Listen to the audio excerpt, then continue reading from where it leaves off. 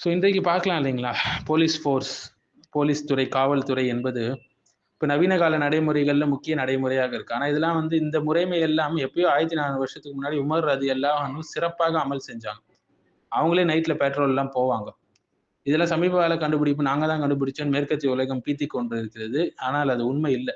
7ஆம் நூற்றாண்டிலேயே உமர் ரலியல்லாஹு அன்ஹு ஆட்சியில இதெல்லாம் எப்பயோ வந்து சட்ட அமலாக்கம் வந்து அமைப்பு மிகவும் ஒழுங்காக இருந்தது. ஷுர்தா என்று சொல்லுவாங்க ஆரம்பகால போலீஸ் அமைப்புக்கு. உமர் ரலியல்லாஹு காலத்துல ஷுர்தா என்ற பாதுகாப்பு படை இருந்தது. இப்ப இருக்கக்கூடிய போலீஸ் ஃபோர்ஸ் மாரி. அவங்களுடைய பணிகள் என்னன்னு பார்த்தீங்கன்னா, நகரத்துல இருக்கக்கூடிய சட்டம் ஒழுங்கை பாதுகாக்கிறது, திருட்டு, கொள்ளை, அநியாயம் நடக்காம தடுக்கிறது, இரவு ரோந்து போறது, குற்றவாளிகளை கைது செஞ்சு நீதிமன்றத்துக்கு அனுப்புறது, ஏன் சில நேரத்துல மக்களுக்கு உதவி கூட செய்வாங்க ஏதாவது ஒரு விஷயத்துல. இது இன்றைய போலீஸ் டிபார்ட்மெண்ட்டுடைய மாதிரி அதே மாடல் வந்து எப்பயோ வந்துருச்சு, செயல்பட்டது. நைட் பெட்ரோல் போவாங்க, இரவுல ரோந்து போவாங்க இல்லையா? உமர் தாமே இரவுல என்ன செய்வாங்க, நகரங்களுக்கு போய் முழுவதுமா சுற்றி பார்ப்பாங்க, ஏதோ தவறு நடக்குதா இல்லையான்னு. ஸோ ஒரு வீட்டில் குழந்தை பசி காரணமாக அழுவதை கேட்டாங்க அவங்க. உடனே பைத்துல் மால்ல இருந்து உணவை எடுத்து சென்று தாமே அதை சுமந்து கொண்டு போனாங்க. அவங்களே வந்து உணவை ப்ரிப்பேர் பண்ணி கொடுத்தாங்க அந்த பிள்ளைங்களுக்கு. யார் செய்வா? எந்த ஆட்சியாளர் செய்வாது இல்லைங்களா?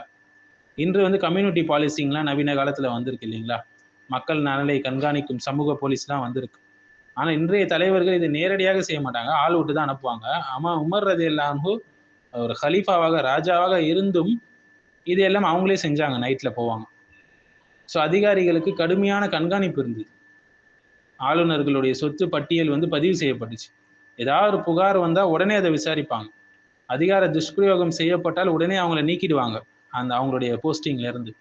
ஆனா இன்னைக்கு நவீன காலத்துல தான் விஜிலன்ஸ் டிபார்ட்மெண்ட், ஆன்டி கரப்ஷன் பீரோ இதெல்லாம் வந்திருக்கு.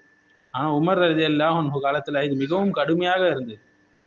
சட்டத்துக்கு முன்னாடி எல்லாமே சமத்துவம் தான்.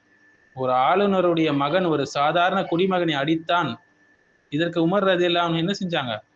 அவனை நீ அடிக்கலாம் என்று நீதி வழங்கினாங்க. இன்னைக்கு நடக்குமா?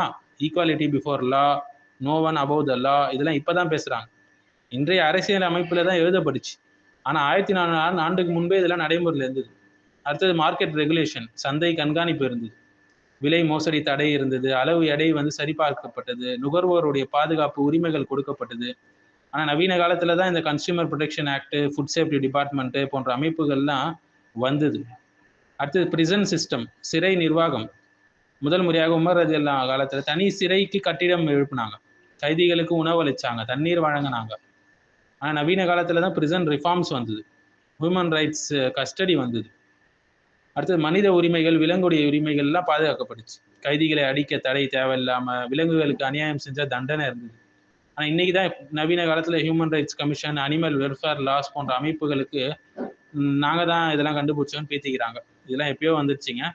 ஸோ இன்றைய உலகத்துல இருக்கக்கூடிய போலீஸ் ரிஃபார்ம் ஆகட்டும், ஹியூமன் ரைட்ஸ் ஆகட்டும், ஈக்குவாலிட்டி பிஃபோர் லா ஆகட்டும், என்னதான் பேசினாலும் சரி, இதெல்லாம் உமர் ரலியல்லாஹு அன்ஹு அவங்களுடைய காட்சியில இந்த கண்காணிப்பு, பொறுப்புணர்வு, நேரடி மக்கள் தொடர்பு, அதிகார துஷ்பிரயோகத்துக்கு தடை, சட்டத்திற்கு முன் சமத்துவம், இதெல்லாம் எப்பயோ நடைமுறைப்படுத்திட்டாங்க. காரணம், இஸ்லாம்ல, குரான்லயும், சுன்னாலையும் இது சொல்லப்பட்டிருக்கு. அதை தான் அவங்க ஆட்சியா செஞ்சாங்க.